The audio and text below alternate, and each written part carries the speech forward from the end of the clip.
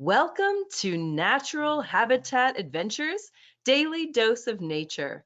I'm your host, Sunny Vanderstar. Today's topic is apex predators. Is life better at the top? Part 3. To help ensure a smooth presentation today, please close all unnecessary browsers and internet-reliant programs, which will reduce strain on your internet bandwidth. Today's presentation is being recorded, so you will receive the replay link in a follow-up email. Today you've joined us in listen-only mode, which means you'll be muted for the duration of the webinar. You have two audio options for listening today, through your computer speakers, or you can dial in on your phone. To switch between the two in your GoToWebinar control panel, select the circle next to your preferred audio choice. If calling in on your phone, be sure to enter in your PIN number. You have the ability to submit questions via the questions field in your control panel. I'll be monitoring your questions today, and at the end of the presentation, we'll have time for a Q&A with our presenter until the top of the hour. If you're joining us on a mobile device, you may need to swipe left or right to switch between the webcam and the slideshow. Okay, let's get started. Once again, welcome to Natural Habitat Adventures Daily Dose of Nature. I'm your host, Sunny Vanderstar. Today's topic is apex predators. Is life better at the top? Part 3. And it'll be presented by our fabulous NatHab expedition leader, Kristina Disney. Kristina, thanks again for being here and bringing us part 3 of this fabulous series. I'm going to turn it right over to you. Thank you so much, Sunny. I'm hoping I can wrap it up fully this time. We've had a few runovers from part 1 and part 2, excuse me. So we'll try and conclude the story today. And thank you everyone for tuning in during the holiday times. It's fun seeing everyone's love of nature come through. Maybe you're listening with a family member who came to visit, or just a new audience. But in general, thanks for tuning in. Like Sunny said, my name's Kristina, and this is part 3 of the 3-part series. And we've essentially just been trying to understand apex predators in Canada here through multiple different lenses and different contexts, because I think we often put them on the shelf, we put them on the pinnacle and at the top, but without really understanding all the connections that go into that and how that came to be, past, present, and future. So episode 1, we kind of talked about wolves and coyotes. 2, we talked about bears. And I'm actually going to review polar bears here because we did have a bit of a rush. I went a little long. I got into full storytelling phase. So I just want to go through a bit of polar bears again, and then we're going to move forward and we're going to talk about some cougars, orcas, and some golden eagles and kind of round it out there. So with that, I won't hold us up anymore. So this map that you're looking at here is a representation of the 3 bears we have in Canada. So from left to right, you're looking at black bears, grizzly bears, and the polar bears. And, it's interesting because even just initially, you can see the overlap experienced by black bears, right? Or sorry, black bears and grizzlies. But you can see, that huge shift in historic range to current range, which essentially has to do with sort of pre and post colonization is where those really big shifts happening. And you can see when you look at polar bears that they don't experience the same trend, right? Their interactions with humans, really up until recently, many polar bears would live and die without having any interface with a human. But, that story, when we think about interacting with other apex predators, as humans, it comes down to sort of 2 things. It's either direct threat or direct competition, right? And so when we think about those in very basic terms, we're either competing for a food source or they are a threat to our actual selves. Those are the really basic forms, right? But one thing that has been true throughout history for a very long time is that apex predators have also been hunted for sport, and that feeds into many cultures in many different ways. It's rites of passages. It is related to sort of their economic value or how they function, right? Some of them have a sole purpose of hunting specific things, and that's where they fit into their society at. So it's a lot more complex than just trophy hunting, but I do want to focus on that with polar bears because that really was one of the big shifts in how polar bears are sort of internationally recognized and managed. So if we start the story in the 1960s and 70s, it's a really big shift happens. It's when a lot of nations get together. They're called the range states, the polar range states. And so 5 different countries got together and acknowledging that this sort of unmanaged hunting of polar bears was leading to demise of a lot of different subpopulations throughout the Arctic. And another interesting thing is that, when we look at population estimates, so in general, we sort of estimate today that there's around 25,000 polar bears. Now, the error bars on that number are anywhere from about 20,000 to 32,000. It's really hard to keep track of this population because they have huge home ranges, they're very solitary, and they live in a very, what's the word I'm looking for? Harsh environment. Right, so they're not a place where people are they're easily tracked. But when we look at the hunting of polar bears, it really did sort of reach a new peak going into the 50s and 60s and 70s. And you can almost think about accessibility, right, and technology. And so all of a sudden, throughout history, trophy hunting of bears has been a thing for a really long time. But there's a big shift here in what they're able to take. So some population estimates in the 50s and 60s say that the population got down to around 5,000. And a lot of polar bear experts, then and today will say it's pretty much a guesstimation, because any estimates that were made during that time, no one had done the surveys or it was really just them guessing. It could have been some people guess as low as 12,000. Some people say it wasn't even as low as that. So, but used to say, the point is that a lot of these subpopulations that were accessible to people were the ones that were suffering. And so that's what sprouted this. And this is, I guess, to sort of point this out, is that I'm saying that, that the technology shift in the 60s and 70s is really what drove the changing in events. But this has been something that's really been happening since the 1600s, if not earlier, right? Because there's different, you can sort of categorize hunting into 2 different categories of hunting, trophy hunting versus subsistence hunting, right? And there is an overlap. There is a gray zone between those two where, it does feed into both of those categories. And so that's existing still in a few countries today. So I mentioned the polar bear range states, right? So that comes down to, well, originally when they signed, it was Denmark or Greenland as Denmark, the USSR as Russia, US, Canada, and Norway, right? And I really like this map. This is from their agreement, right? Because it shows you, I guess I work with polar bears a lot, so this is something I'm used to seeing a lot, is this breakup of these subpopulations. There's 19 that we sort of all agree exist, although there's a 20th one that's kind of up in the air right now. But the point being that it's showing you the polar bear populations underlain by the actual physical land that these countries are related to, right? So Norway is involved because of Svalbard. Denmark was there because of Greenland, although Greenland has a lot more autonomy now, back in 73 when this agreement was signed. But it really is, in a lot of ways, one of the most,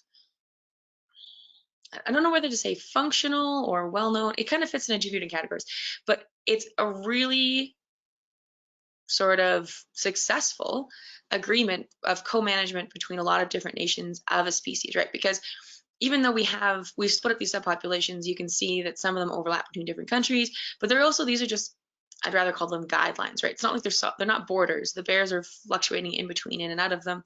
And so there is a lot of management happening between all of these countries to make it happen. And so they, in signing this, have agreed that, it's focusing on getting rid of polar bear hunting in a lot of different forms. So trophy hunting has definitely gone down, right? So Russia got rid of trophy hunting in 1956. The US got rid of it in 72. Norway followed in 73.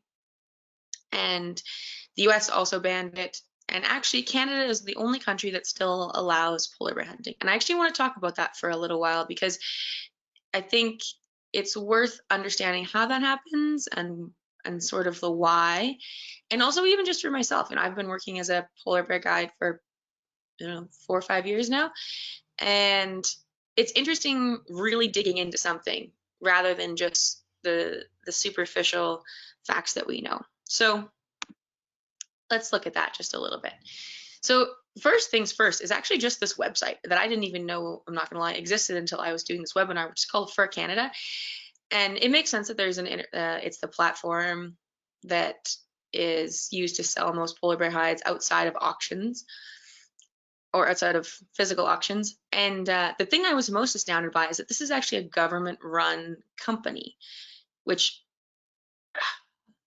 I can have qualms about back and forth. Because on one hand, there's a good thing about it. So the good thing about it is that because this is a government-run company, when hunters who are, so actually maybe I should back up a little bit.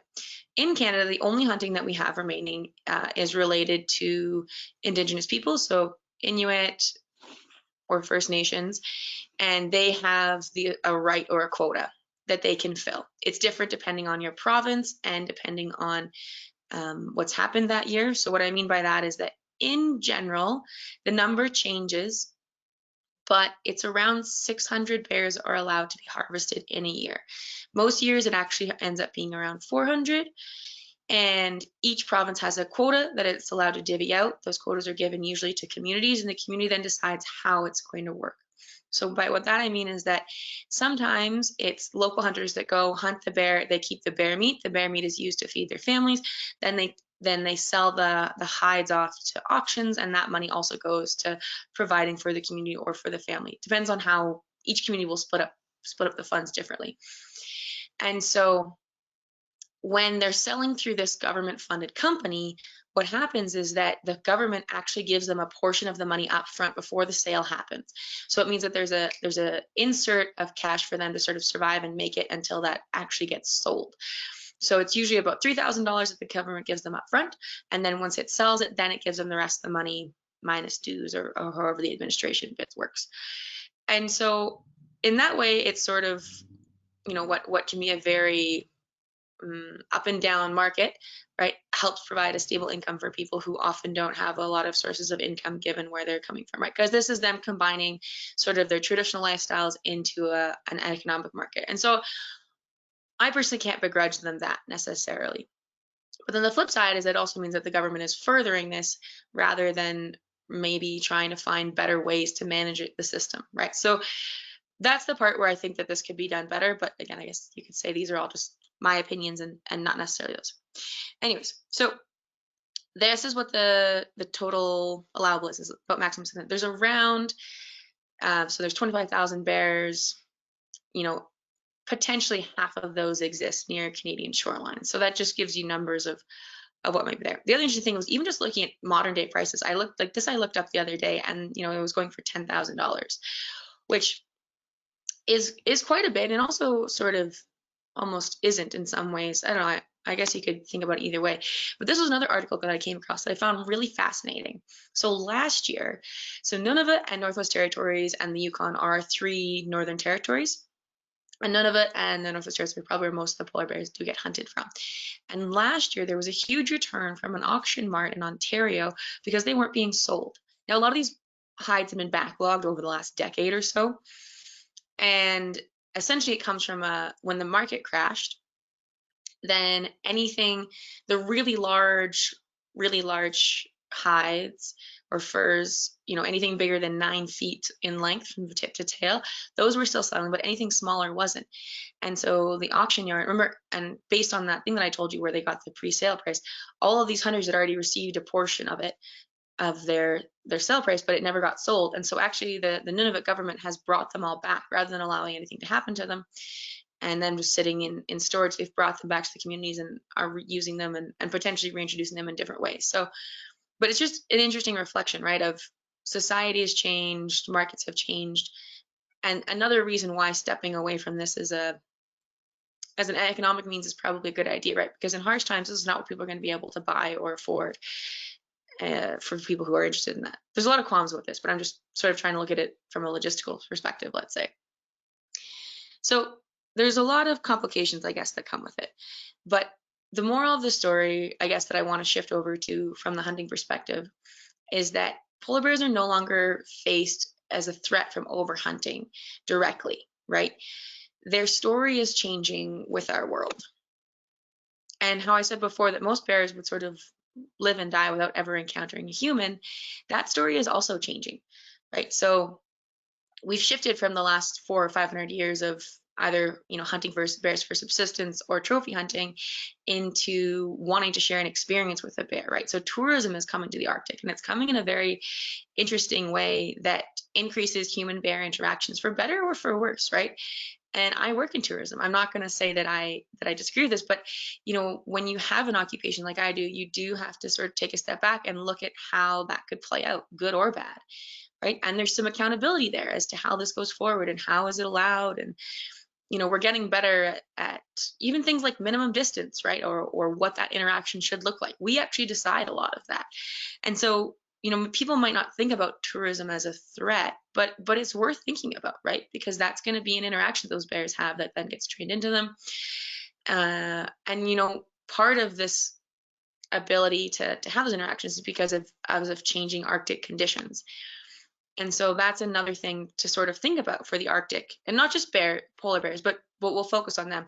So polar bears are one of the larger mammals that have the least amount of parasites or diseases, and it's because they live in such a cold, harsh environment that a lot of these things can't survive there, right? So the one parasite they do have is the trichinella worm or trichinosis, and I actually got that from seals. We think that it sort of moved up with them, but they don't face a lot of things. But as their climate changes, these things, and also as we have more and more interactions coming up there, even just having a pet on a ship, right? There's these little things that we don't think about that tend to tie things together, right? So it's just something to be aware of as we start to explore the Arctic more. And of course, when we also think about our big apex predators, we think about them, polar bears are the face of climate change for a very good reason. It's because their existence is sort of this sum up, right? But one thing we don't think about is, rather than raising temperatures, it's contaminants, right? So when we think about ocean currents and atmosphere and wind currents, they tend to carry things for a very long time over a very long distance. So polar bears are still dealing with substances and chemicals that we introduced 40, 50, 60, 70 years ago, because those ocean currents, even though we've stopped producing them, we've realized that these are not good for our environment, they still persist because they exist almost sort of indefinitely, that they tie into different fat soluble things depending on what they're made up of. And polar bears are definitely one of the ones facing that. Now, one that I think is still further out than we realize, but much closer than most people want to admit, is also, the Arctic is the final frontier, and the resources that are available there to those willing to look for them, and as the world changes, right? So it's a tricky one to manage. There's a lot of research going in right now in the North Slope of Alaska of how industry is affecting polar bear denning, and that's a really specific one. But even just having more people up there, then it just opens opportunities for mistakes. No one wants an oil spill, but they do happen, right? And so just the proxy of being there creates those opportunities that weren't there before. And I'm hoping that this next image isn't something that we see into the future, but it's another one, right? Of just by being somewhere, we change the environment, right? And so if we do that without thought, having open dumps, things like that, we're just automatically creating probably negative interactions. And so I guess I'm summing all this up. The one I haven't really directly said yet is, of course, climate change, right? And polar bears remain the face of that, essentially because of this simple fact, is that the sea ice is disappearing, right? So it's about 13% of sea ice is disappearing every decade. And there's two types of ice that are really important to think about. The one being first year ice, which is ice that freezes and thaws every annual cycle, and then multi-year ice, which is usually about 4 years old and is much thicker and it survives longer. And so we're losing a lot of that multi-year ice, right? So it used to be that about 16% of our Arctic was multi-year ice, and now it's much closer. It's more like 1 or 2%. And so it's really a really big loss. So I feel like for some of you listening, this might be repeat information, or well, if you tune in last week, probably some of it is. But the reason why I wanted to bring it up is because all of this talk about polar bears, let's ask the big question. What does it actually mean? What would happen if polar bears went extinct, if they weren't there anymore? And there's a lot of complex ways to look at this, but I'm going to steal my old physics professor's thing and just use a bunch of estimations, right? So there are approximately 25,000 polar bears that exist in the world today. And every polar bear, on average, eats around 40 seals in a year. It's actually about 43 is the average.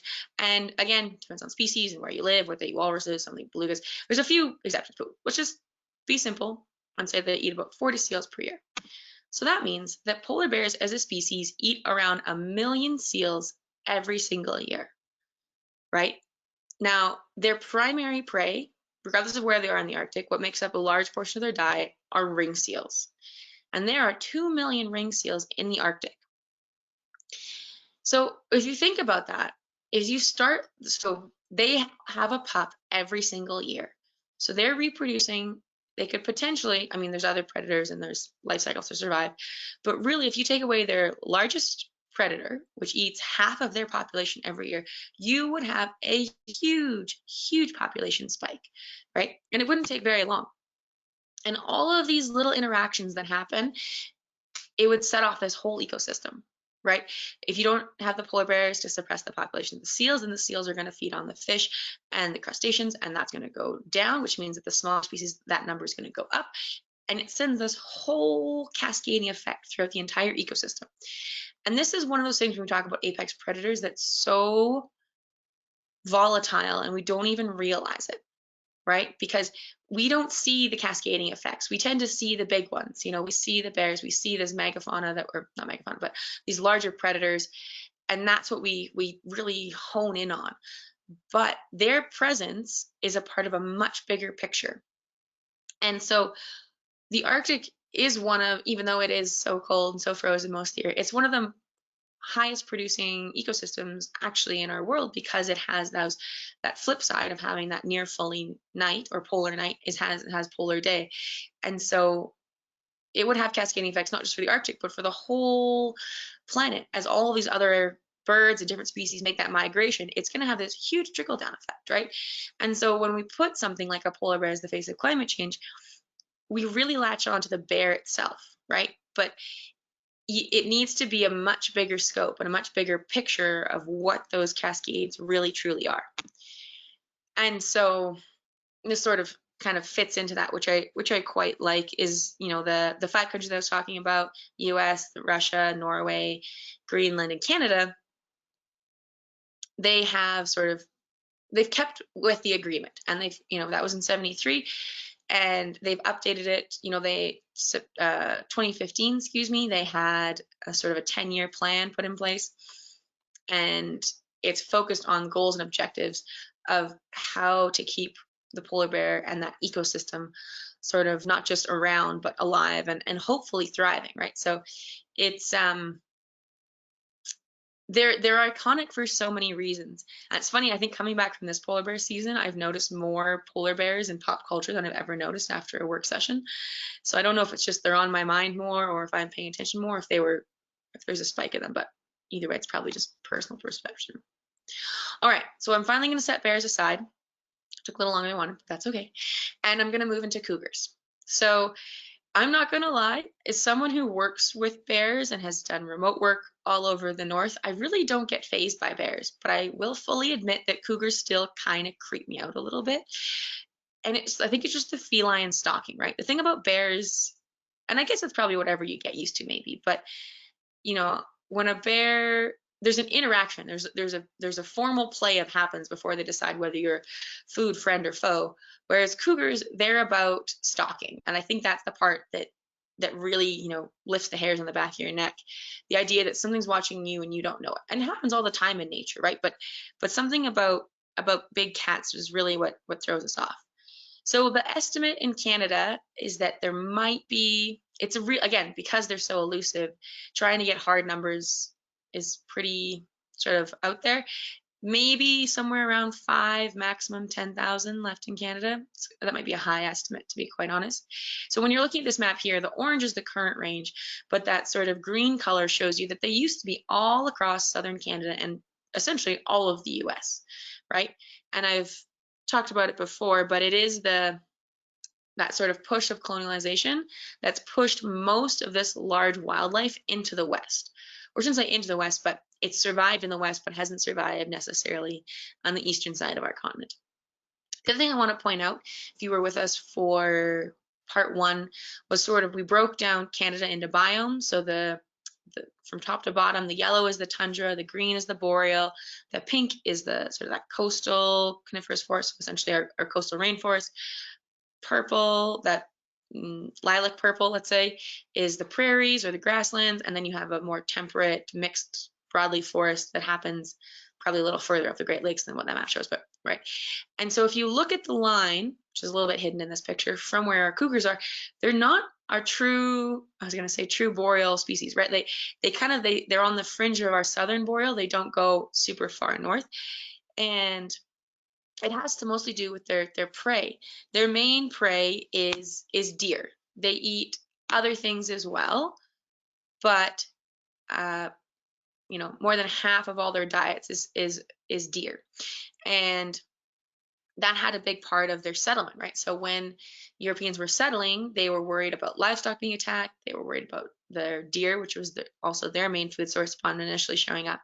And so, unfortunately, that sad tale was repeated again of bounties were placed and they were poisoned and trapped and essentially extirpated from the east side of our continent, which is an interesting thing. So something just happened. This is not Canadian, but I think it's cool enough to bring up. So in the US, they just went from the cougars were one of actually the first animals to go under the Endangered Species Act to be listed as endangered. Now, interestingly enough, they just moved from being endangered, the eastern cougar, to becoming extinct. And it's really just a matter of phrasing, because there's some arguments that places, eastern Canada like New Brunswick never had cougars. And so they shouldn't ever have been on the Endangered Act because they were never there. But then also there's this huge push, and you can see that they were lost from this environment. So they were definitely in the East. But this idea that even when they were put on the Endangered Species Act in the US in the 70s or 80s, I can't remember when that came out, they would actually probably logistically have been considered extinct even then. Every now and again you get a rogue one that goes through in those really eastern parts, but they're usually not a mating pair. It's usually a younger male expanding territory, exploring, and there hasn't been a reestablishment of anything there. So it's interesting to see that, because the expansion is kind of happening right now, or I should say the re-expansion. So it doesn't happen very often. I actually am currently in the prairies where I grew up. Every now and again, someone tells a story of seeing a cougar. If you go further east, if you go into Manitoba or Ontario, they're just like these whispers of stories, right? And so half the time people think they're making it up. Maybe they saw it, maybe they didn't. And so this was footage that was caught into one of the national parks in Northwest Ontario. And I guess the reason why this was such a big change is because it's the confirmation that they could be there again, right? And so it's one of the most eastern sightings in a while that's been confirmed. And so people tend to maybe get a little antsy at it, right? Because places where cougars have been gone doesn't necessarily mean people have open arms and are looking to invite them back. But the other thing is that these are just the ones that we've seen, right? So sighting cougars is extremely rare. They're a very shy, skittish predator. They avoid confrontation. And so it's it's interesting to see how that will play out. And that's, I guess I'm looking at this story right now from east to west, but I'm going to shift the camera and I want us to look now at the populations that exist in the west and that are pushing eastwards, because there is a middle ground that's forming, right? And the way that you tell this narrative changes depending on it. So a lot of work is being done on populations of cougars in Alberta and in BC, which is where they primarily exist now. And that stems around sort of the plummet and now actually the recovery of their species. So 1800s was when you have the huge hunting or die off of a lot of cougars because of European settlers coming in. And then what ends up happening is that people's perception actually changes. And somewhere around the 60s or 70s, there's still a, let's say, lingering fear, but there's an acceptance that they do belong in the ecosystem and that they're there to stay. And so when that happens, it's also paired with a few other management decisions. So people accept or that cougars are going to fit into their story. Oh, I got this the other way. There, this is what I wanted to get to. So I said before that you have a couple things happen. One, you have a perception shift. So you have people shifting the idea of where these large predators fit into their environment. And then the second thing is that also over the last 100 years or so is that we've changed their major prey source. So what I said was that cougars' main prey is deer, and let's say historically, you would find mule deer in the west and white-tailed deer in the east. But then with the advancement of settlement and agriculture, there are now white-tailed deer pretty much all the way across Canada. And in the 1900s, they actually put a ban on hunting or turn of the 19th century, turn of the 1900s, excuse me, they put a ban on hunting white-tailed deer because the population was getting too low, and so the population spiked again. And so that meant that the prey went up. And so what interesting is actually happening is that the cougars are following their main prey source back into some of that historical territory in the Midwest that they used to occupy. So before, where we never saw them in Saskatchewan, Manitoba, we're starting to see them again. And we're even actually starting to see them in places where they never used to be before, as far as we know, because white-tailed deer have made their way up into like northern Alberta and even to the Yukon, and the cougars have followed that food source, moving north with it. And so that prey predator dynamic is really important, and it's our management or our decisions about that's sort of had that trickle down effect. And if you look in the middle here, you can see that there's one spot that's highlighted. It's called Cypress Hills Interprovincial Park. And so this is Cypress Hills Park. It's a park that's split between Alberta and Saskatchewan. And it's essentially a forested island that the cougars they managed to survive there. And because it's a park, there's no hunting there and a few other things.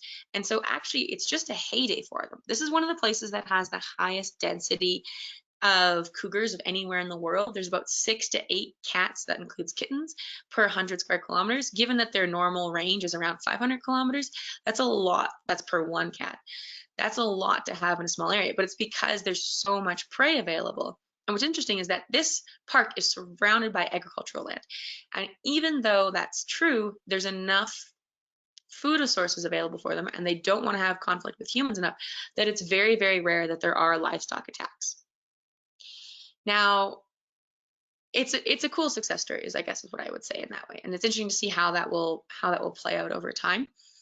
But I showed that map of we're getting more and more cougar sightings further and further eastwards, and people are having some qualms about it because some people don't think that they should be coming back at all. People think that in general, rising cougar populations is a threat. And so one solution that people always bring up is like, oh, we can just keep hunting them. We can hunt more of them. Open up more hunting tags. And it's an interesting one, right? Because it has to do with population dynamics and actually age classes. So if you hunt in general, when people are hunting for bears or cougars or really any trophy-esque hunting type thing, they're not going for the young, they're going for the old and the mature, right? They want that bigger is better type of thing. And so with that, it means that with cougars, it means that you're hunting usually the older males or the older toms. And when you kill a male, so a male I said has an established range or territory of about 500 square kilometers, which is a huge range. That means that there is one established cougar for that whole area. Now, if you kill off an adult mature male, it means that teenagers move in and they tend to tolerate each other more as they sort of establish themselves, which means that you have more competition between them, but also that you actually have more cougars per square kilometer than if you had left the adult male there. So it's an interesting way to see that if this is something, if there's a management strategy people go forward with, there are consequences to it, right? And it's more than just straight numbers, right? You have to think about who those numbers are and what they represent within their population. And the same is true sort of for all the predators that I've brought up so far on this journey. All right, I'm going to switch cats. I'm going to go a little smaller, and we're going to move to the bobcat and the lynx. I'm half tempted to let you guess whether the bobcat's on the right or the left, but the bobcat is on the left and the lynx is on the right. So if you want to be able to sort of tell the difference between these two, there's a couple of general things. Lynxes are larger and bobcats are a bit smaller. Not that they're both so elusive that you really have the chance to do a one-to-one comparison. But a few of the dead giveaways is the tufts of black hair on the lynx's ears. those are actually for increased ability to hear, sense of hearing. That's what I was trying to say. And then they also have the black tip on their tail. They're taller, they have longer limbs, and the patterning, excuse me, is different, right? So the bobcat does have a bit more of those sort of polka dots, if we choose to say it that way. And then also habitat is a big one. So the lynx has these longer limbs because they're used to traversing through snowy boreal environments, right? They're used to being in the forests, and their body reflects that. They've got larger paws, and they're essentially just a living set of snowshoes, which I think is cute and adorable. And that has to do with their main prey, which is the snowshoe hare, right? So they do eat other things in their environment, but you can essentially track a lynx population by the rise and fall of a hare population, right? This is it's one of the most classic examples if you're studying biology about population dynamics. The bobcat, on the other hand, it has a much more varied diet. It'll eat anything from small birds to mice to, it'll also eat the hares. They'll hunt deer, right? So, and not that the lynx doesn't do those things, but it's more of a specialist, and the bobcat is more of a generalist. And in some ways, you can see that reflected in the environment that they live in, right? So if you remember that boreal map that I showed of Canada, the lynx is everywhere you find a boreal environment. The bobcat exists in the US, and then just really the southern part of that overlap.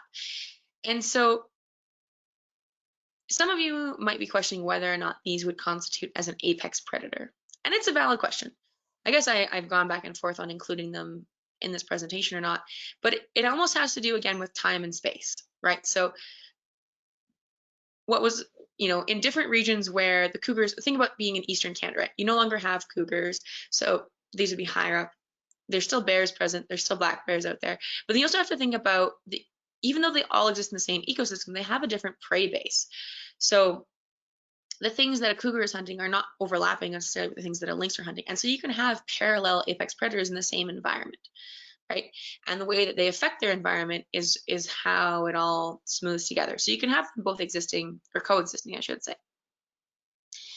Now, the other thing I wanted to point out in the story of the lynx and the bobcat, also known as just as grouped together as wildcats, is that the history of humans hunting them has existed long before European contact. And this is true of the other predators that I brought up as well, of the bears and the wolves and the coyotes. People have been hunting them really since time immemorial. So that relationship has always been there. But I think it's an interesting one to point out, I guess, with the lynx and the bobcat, coming from the fact that they are a smaller predator, which means that they are more accessible, that their fur was highly prized long before even Europeans came. And even the meat was in some places. It's considered a delicacy, or it's considered very tender, very comparable to rabbit, which I suppose makes sense if you think about that their main diet is rabbit, right? And so I think, a lot of the story that I've been telling so far these last 3 webinars has been about how populations have changed pre and post colonialism, because that's really when, regardless of how we want to say the relationship change, there's these huge loss in numbers between those 2 shifts. And it does happen with the bobcat and the lynx as well, right? Because then that's when they're being hunted commercially. Up until then, they're being hunted for use. And so there is a change there, but I think the relationship is just different than what it would be for cougars or for bears or wolves even, right? Because they were easier to snare, right? And so, growing up for me, I've never seen a bobcat in the wild. I saw a lynx once, maybe twice. And, we call them very elusive, but I also wonder, how big their population was beforehand too, right? So maybe they were more common and that was why they were hunted so much more thoroughly. It's right. But either way, the ecosystem has shifted and changed, and there's no going back on that one. So it's hard, I think, to paint a picture of these ecosystems with brushstrokes that are only half finished, right? And I hope maybe that's one of the things that everyone takes away from these webinars, is that we're trying to understand something, but it's always only ever with part of the puzzle, right? You don't have all the pieces. And so when we all get the idea of food chains and pyramids, and we get that, but then you have to remember that it exists always inside of a bigger picture, inside of a different choices, whether those are, management decisions because of hunting or historical reasons or climate change, right? All of these things come together, and that's what allows them to manifest and survive and become, you know, the pinnacle of their food chain. So it's a complicated story. I guess that's what I hope you all go home with. Okay, we're doing good on time. Let's switch gears and let's talk about our first airborne predator. Let's talk about golden eagles. And you know, in Canada, we find them pretty much everywhere, actually. But you know, their life cycle and what they're doing there at that time is rather different. Where I grew up, so if you look in this picture in that little light green in the bottom of Saskatchewan, that's where I am right now. That's where I grew up. So I grew up always seeing golden eagles. There's lots of hills here where they have their old nests on top. And you know, I guess I grew up with them being very normal, right? And so unlike when we were talking about grizzly bears, you know, that was something that was in the prairies that I never grew up with, and it was never an overlap in my daily life. So golden eagles as a bird, right? They've survived sort of human interactions in a much different way. But one thing that they do share in common with the grizzlies is that the highest number of golden eagle deaths is because of human encounters. It has to do with electrocutions, with wind turbines, accidental poisonings, and vehicles, wires, shootings, even ingesting pellets of other animals having been hunted. Lead poisoning happens, right? And so they're a long-lived, you know, they don't have a lot of young, relatively speaking, to other species. And so it's another interesting thing to think that most adult deaths have to do with us, right? They might survive in these other capacities, but that's where they're facing us the most. And I mean, they are extremely adaptable, right? They can be found in pretty much all of Canada's different ecosystems. Their diet's extremely varied, anything from, you know, small mammals, rabbits, hares, all the way up to deer and fish and things like that. I actually remember a story from my mom of when she was a girl and watching essentially this, except for I think it was an antelope, and the eagle would fly along and hook its claws into the back and then lift off with the wings, and then the lifting would essentially tear the flesh from the back of the deer, and the eagle kept doing that, flying, lifting, until the deer died from exhaustion from the wounds. And so they're they're pretty vicious, I guess, in that way. But you know, they're one of the ones that humans have hunted under, I think, a big misconception.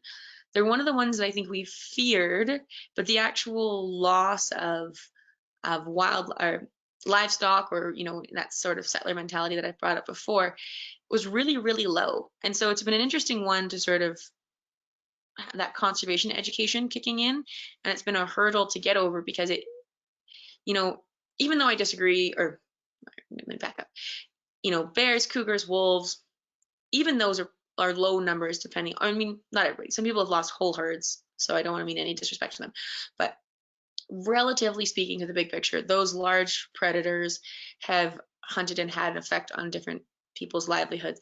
But people still fear golden eagles in some places, even though there isn't anything to back it up. It's just a cultural thing that it's a big predator and it's something to be afraid of, right? Sharp talons, that's the size of it even, right? It's that intimidation factor that's led to a lot of intentional killing over the years, which is really unfortunate. And, you know, and I think also the other big picture, which we haven't talked about too much in any of the other predators bringing up yet, is illegal hunting, right? That's probably one of the ones that's still the really biggest threat to these birds.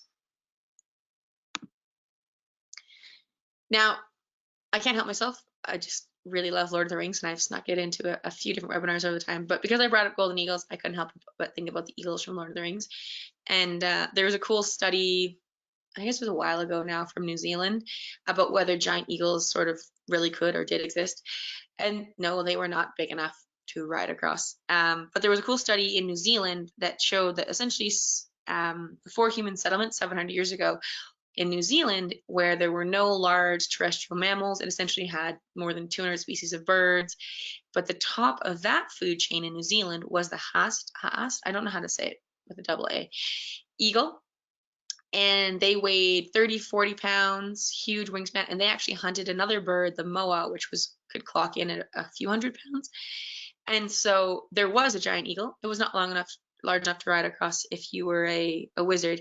But the interesting thing is that this eagle, which was the top of the food chain in New Zealand, after 200 years of human settlement on the island, it did die out, right? So even though our golden eagles are doing fairly well, relatively speaking, we still play a huge part in their survival here in Canada and North America.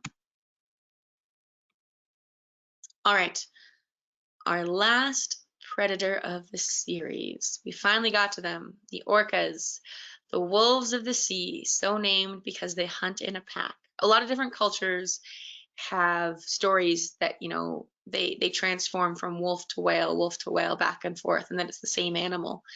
And when you look at this photo, it's sort of not hard to, makes me want to just agree with it, right? You can see actually there's a little calf in there tucked beside mom, and they're all about to flip that piece of ice so they can knock that seal over, right? So they're working as a team in tandem, and that socialization, I think, is really why we remain so fascinated with them.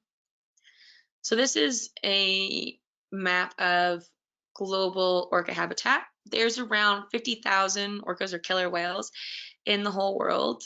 2,500 of them you can find in the Pacific. In Canada, we do have actually 5 different populations. So I think the ones that people probably know the best would be our Pacific. So we have southern residents, northern residents, transients, and offshore. So the residents that we're talking about, those primarily feed on salmon. The transients hunt seals, mammals, things like that. And then the offshore, they're diving deeper for things like squid. So they're split up not only by genetics, but also by culture and main food source and things like that. And this blow up map is of the 5th one, which is the Arctic and North Atlantic killer whales that are in along the coast. And I just wanted to, I guess, maybe highlight them because I think we often think about the ones on the Pacific, but and focus less on the ones on the Atlantic. And sort of starting the story off with the story of climate change is actually increasing their habitat range. So for orcas, the main reason why they're not found in the Arctic Ocean, even though it's a highly abundant food source, is because of their dorsal fin. If you look at whales that exist in the Arctic, they don't have that, right? And so as soon as the ice pack comes in, they can't be there. And so they're only really there seasonally, or if there's an open lead, they'll follow that through, right? And so as ice pack is thinning, you're getting orcas moving further and further north. And I think it's something to think about. You know, I talked about polar bears and how we're losing them. That sea ice loss is decreasing their presence as an apex predator, but it's increasing the balance, or I shouldn't say balance because we don't know if it's going to balance out, but it's increasing the presence of orcas up there, which are another main predator of seals, right? And so you can see that nature is always sort of there shuffling the cards and seeing how it will balance out one way or another.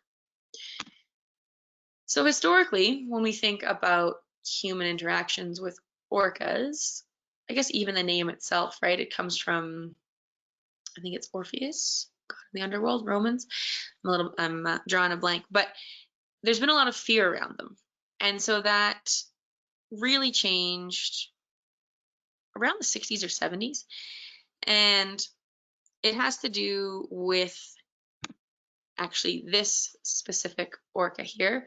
Her name was Moby Doll, and it was a calf that was caught and drug in. And up until now, you know, they were called killer whales. Everyone was terrified that they would attack you and that they should be shot on sight, and they hunted all the fish and they were bad. And then they had this calf that they'd harpooned and kept in a little pen off of Vancouver. And, you know, they've realized that it took them 2 months to figure out what it ate. That was how little they knew about it, right? And so this really is kind of the beginning of the end. It's one of the times I'm the least, I guess, proud to be human, maybe. But this was when they started capturing a lot of whales for marine parks, right? I remember how I said that these are social animals and that they have really strong family dynamics. So they would, you know, there's only probably a few hundred residents off the coast, and today there's only 73 of them. Most of them are gone because they were captured. They stopped allowing, in Canada, they stopped allowing having whales, porpoises, or any dolphins into the aquariums in Canada. That was only 2019. I mean, there was other stops beforehand, but really there's about from the 60s up until 2000. So you're looking at 40 or 50 years of capturing them and sending them off to be a spectacle. So it's a bit of a harsh story. But the thing about orcas and where they fit into this as an apex predator is that the different cultures or the different subpopulations, right? We're talking about residents, transients, they fit on different tiers of their ecosystem. So the residents, right, they're feeding off of salmon, and so they're an apex in that regard. But then you have the transients, which are feeding off of seals, which is a higher tier as far as consumers go. And regardless of which level they're on, it's the idea that, you know, they're the sum of that pyramid of food. And normally I don't like to show it as a pyramid because I do think it is a lot more cyclical. But one thing we also haven't talked about yet, which is always common when we bring up apex predators, is biomagnification. And I think in orcas it's probably one of the most extreme ones that's present, right? So if they are a resident, they're feeding off of a lower tier, which means that the amount of contaminants and toxins that build up is lower. Whereas if you're a transient and you're feeding off of seals, that's another level to build up in your bloodstream. So the diagram on the right shows sort of breakup of northern residents versus southern versus transients, and then the really, really huge red column is from one orca named Hope that was found dead, washed up on the beach, and she essentially had, I think it's something like 1,000 times what the average was in her bloodstream of PCBs and DDT. And again, that's something that's been, you know, banned for decades, but it's still showing up because it ends up in the oceans, and it's not like it settles to the bottom. The currents spread it out, but then it gets consumed by smaller organisms and it works its way up the food chain. And so as long as it's being consumed by another creature, it's going to survive there, right? So this is one of those silent things that that's creeping in through the environment. All right, I will try. Oh, actually, we're doing good. So in summary, there is the indirect threats that apex predators are facing, and then there's also the direct ones, right? If we go back to what I said before, direct, such as like when we're capturing them for marine parks, or indirect, where we're competing for food sources, right? So the ways that we've been harvesting salmon in the Pacific here have had a huge loss on the whole ecosystem, but certainly on our resident whales. And so it's a long story that goes back and forth of how we learn and we change and we readapt, and then we find something new that we could be doing better, right? And I think that's really the goal. And I'm going to end on the last story. So when I first started this webinar, I told the story of Orion. And I just want to retell it again here before I hand it back to Sunny, which is that when the world was new, the great hunter Orion was feared by all the beasts. He slew many great beasts of land and sea, and none succeeded in staying his arrow. In a fit of arrogance, he proclaimed to the heavens that he would not rest until he succeeded in killing all the wild animals of the earth. His insolence angered Artemis, goddess of the moon and of the hunt, and she sought the help of a lone scorpion and asked him to slay the giant. Initially, Orion was not afraid of the creature. How could one so small ever dare to challenge his might? Yet challenged he was. No matter how hard he tried, Orion could not defeat the scorpion. It dodged his arrows and all the shots he fired from his bow. Panicked, Orion fled, and that's when the scorpion took its chance. Orion was stung with the scorpion's poisonous tail, and Orion the great hunter was himself hunted and slain. Artemis, in eternal gratitude to the scorpion, ensured that his success and Orion's shame would forever be marked for all to see. Thus, the image of the scorpion was placed in the night sky, and the image of Orion on the opposite side, so they're always forever trapped in an eternal hunt. And I think about that story.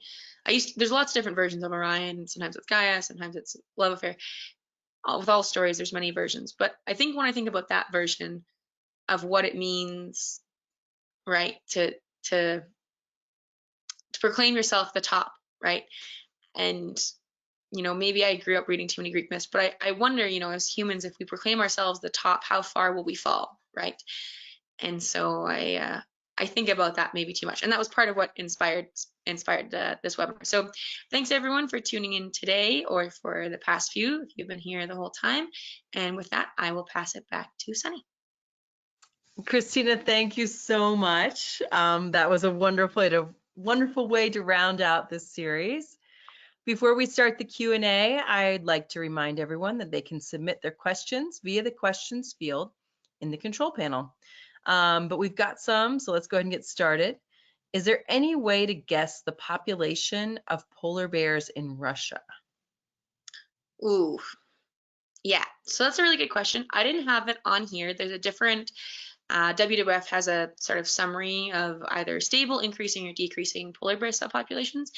And for most of the Russian subpopulations, it's just kind of this gray undetermined.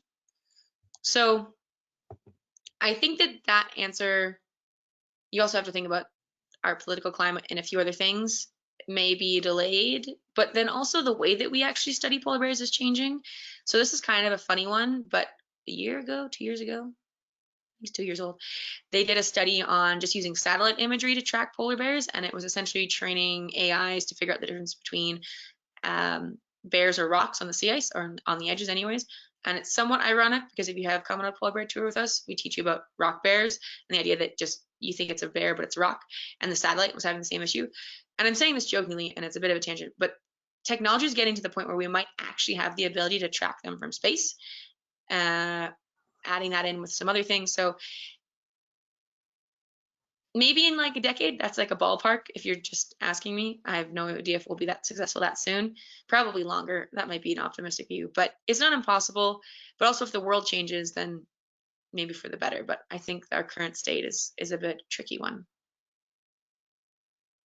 That's fascinating. Do you know what countries buy these Canadian government sanctioned polar bear rugs from Fur Canada? Yeah. Do you know The where majority, these go?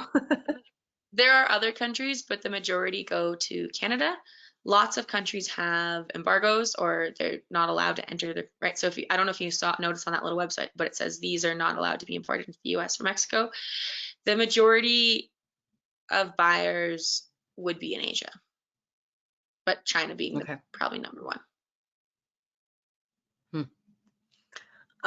Are older pesticides like DDT being released when the ice melts? Ooh, that is a good question. So it would depend on the pesticide.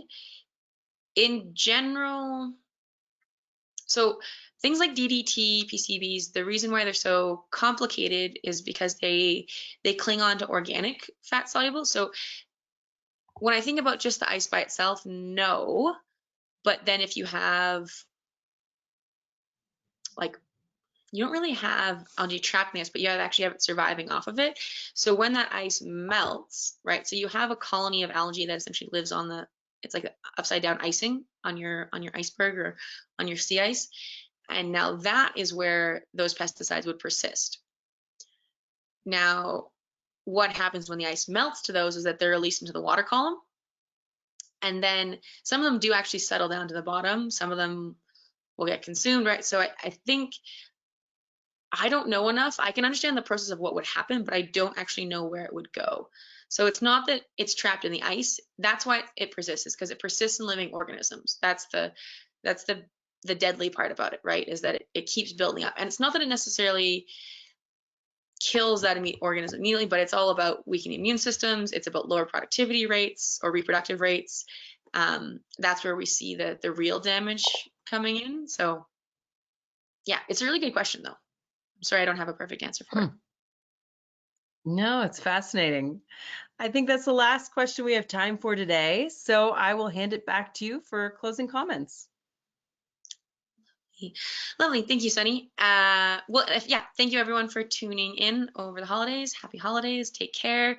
Enjoy the turning of the new year. I think I've got another one. If you're interested, I'm going to do a webinar on hibernation since, we're crossing to New Year. It'd be nice to take a nap after New Year's Day, maybe. I think that'll be on January 3rd. So if you're interested, tune back in. If not, take care, everyone. And yeah, enjoy your time together. Thanks again, Kristina, for taking the time to present to us today. I also want to thank everyone who tuned in. Please join us again tomorrow for our next Daily Dose of Nature. You can check out this week's lineup, including registration links, on our website at nathab.com/webinars. We did record today's presentation, and we will have the replay available on our website soon. With that, I'll conclude the webinar. Have a wonderful day, everyone.